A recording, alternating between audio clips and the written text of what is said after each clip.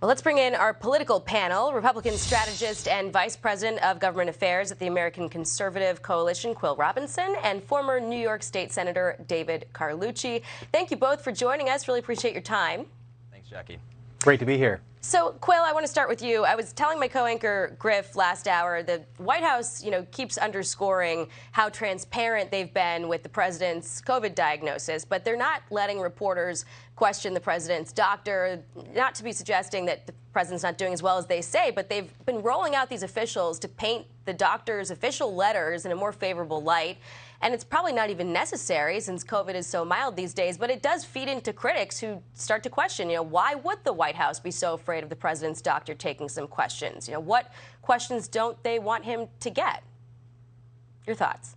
Sure. Well, I think President Biden's health has been a concern for a long time now, and certainly the news that he contracted COVID is cause for concern as well. Now, our country is facing a lot of big challenges now, from teetering on the edge of a recession to what's going on in Ukraine, to a whole host of other issues. And we certainly need a strong leader in the White House who's capable to take on these issues. And I don't think this lack of transparency is really inspiring a lot of confidence in the American people. David, do you think the White House is being transparent enough?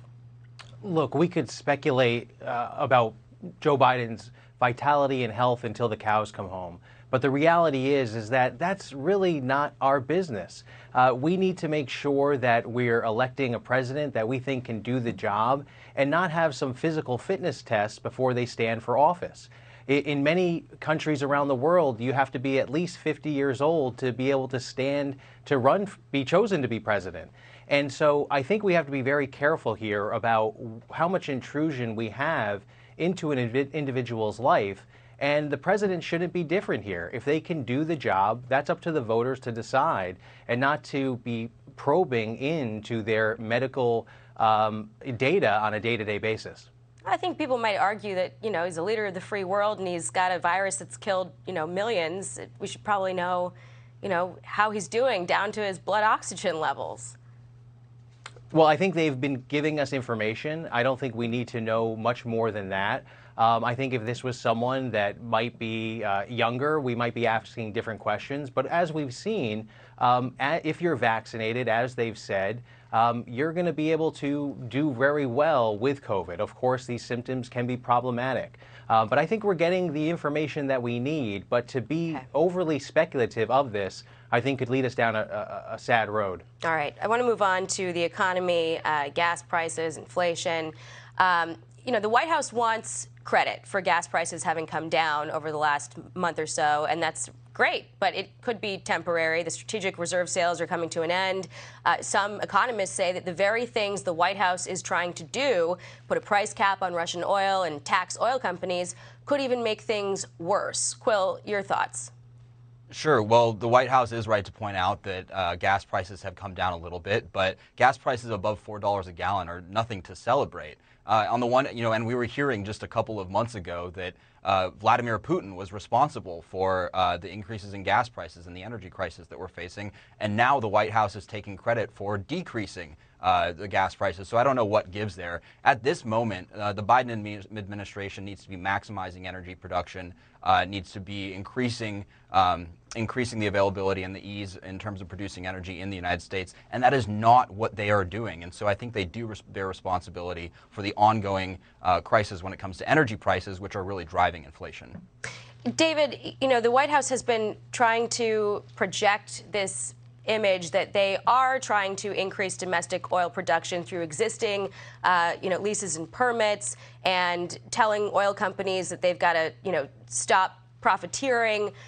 But we've heard this, call from the right mostly that there needs to be a bigger effort to send a positive signal to the market, because this conflicting, cry about climate change and the need to go electric and that the pain is the point, it's starting to catch on. There are people who can't afford to buy an electric vehicle, and you might alienate even some Democratic voters if you go too far in that direction. Your thoughts? Well, I think the president is being very cautious and using the very few tools available to him to be able to affect gas prices, and has done that effectively. Talking about the releasing from the strategic oleum reserve that we have, unclogging the ports around the United States. And yes, there's a lot to blame for Putin's war. And we can't take all of the credit, but President Biden has been doing the right thing, sending the right message. And that's why when you look at the price of gas in the United States compared to most of the developed world, you'll see that there's a drastic difference. But we have to be smart, and President Biden recognizes that we can't kill the goose that lays the golden egg, and that's Mother Nature. So we have to produce more. We have to be energy independent, but we have to do it in an environmentally responsible way. Quill, to David's point, the White House is under considerable pressure now to reach pretty far on climate through his executive privileges because Senator Manchin killed the climate provisions of the reconciliation bill, and it looks like they're going to have to rely on the stroke of a pen to get anything done.